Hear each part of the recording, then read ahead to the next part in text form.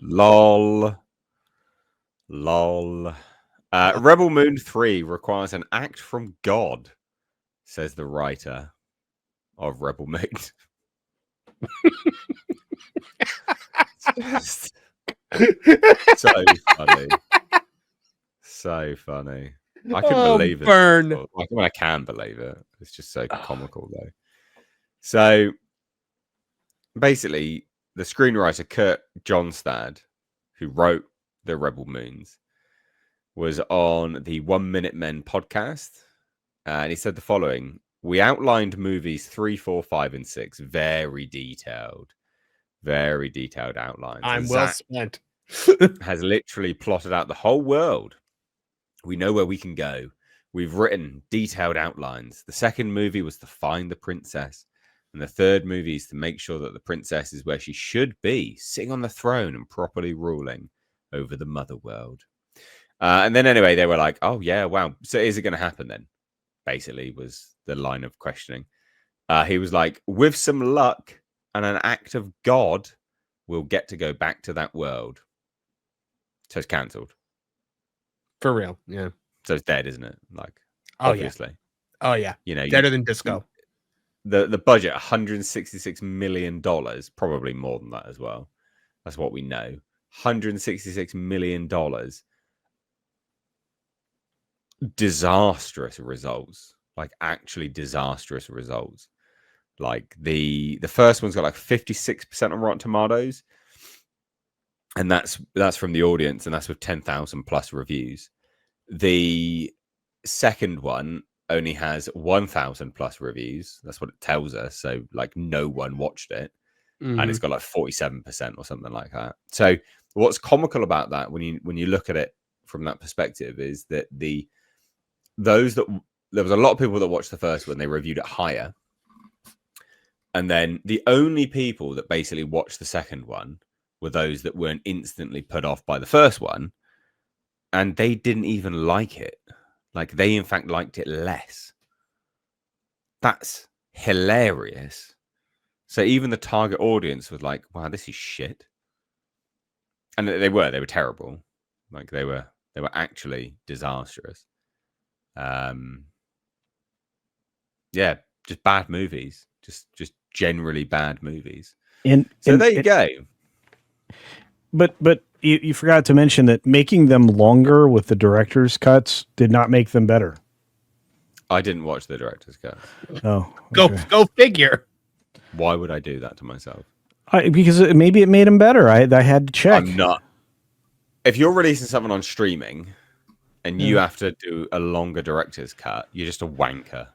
Right? Being a wanker. I'm not interested. Like, seriously. It's made for streaming, and you're going to tell me that they have to do a director's cut? No. You're just being a pretentious wanker.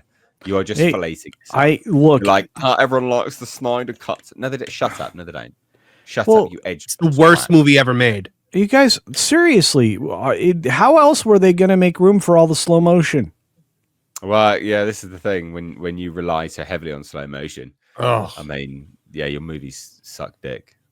Fucking terrible. Terrible movies. Actually terrible. He is a disaster. Like, yeah, he's a terrible director now. He's good visually at some things, but he's a cinematographer. He's a terrible writer. He's terrible. So maybe there you go. Maybe he can make movie trailers. Maybe he could just make music videos. That's probably what he's good for now, to be honest. I'm going to say something a little controversial. I actually really like Rebel Moon. I like it. I like it because it's the movie that broke the myth that Zack Snyder is talented. After Justice League, I reeled you in, and then I turned it on its head. That's good writing right there. Something he doesn't understand. Zack Snyder, the myth of Zack Snyder, the misunderstood auteur who was abused and kicked out by the movie. By the evil movie studios who didn't understand his vision. Finally, he was given by the streaming service an opportunity to do everything he wanted with no restrictions, and he gave you what you got. and it was terrible. And now everyone is like, what were they thinking? Why did they spend money on this? At the end of the day, he pitched this to Lucasfilm for Star Wars. It even starred a stunning and brave non-white woman, okay? And he pitched it to them, and they turned it down and made The Acolyte. I will say that you know, we're gonna have to measure the future Superman movie against these amazing Zack creations like his Superman, because I think that'll be a more fitting comparison than, you know, Christopher Reeve or anybody else. Zack Snyder is an edgelord hack who has one idea, and his idea of what things should be, it doesn't, especially when Slow. he works, when he did one thing great, and that was Watchmen, because Watchmen is slow, it's stylized, and it's you know, very like very dark and gritty. But when you give him Superman and he saps all the color out of it, and you know, turns him into a murderer, has Batman blowing people up in the Batmobile, and when questioned about it, he's like, man, you're trying to tell me superheroes can't kill? I'm so far down the road on that, man. Like, he is nothing but an edgelord, and he has been exposed for what he is. Let him rot in the ether, let him sink into the tar pits of the movie industry and never be heard from again. The Snyder cut of Justice League, you would have to pay me to sit through that again. It was the most, people were like, this is the greatest thing ever. I'm like, this is awful. This is god awful. When Wonder Woman is like, I've got to stop these terrorists from blowing up this museum, and she stops them by blowing up the museum. That worked.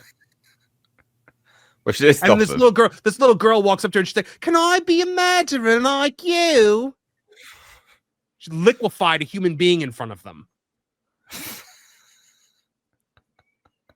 I hate his stuff. I hate it with every fiber of my being.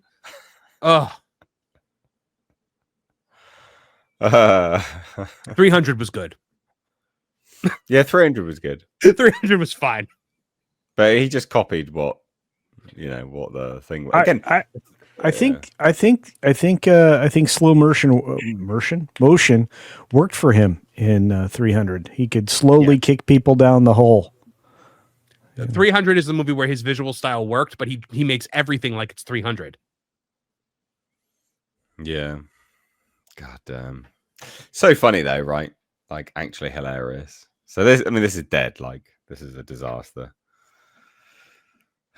So, but weren't they like making, like, there was a video game coming out for this as well, wasn't there? I swear there was. Yeah. Well, that's obviously just I don't know if now, it's still happening, but it was quietly shelving that, are they? Yeah. I swear there was. There was. Yeah. No, I think I wrote something about it. Rebel Moon video game. Let me have a look.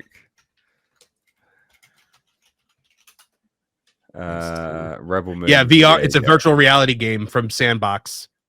Wow. As of January, it was still on. They actually announced it in January. Well, there's a mobile game as well. I'm looking forward to Rebel Moon Part 3. Yeah, you're looking forward to it never happening. Yeah, exactly. Yeah. There you go, guys. Bit of light-hearted levity.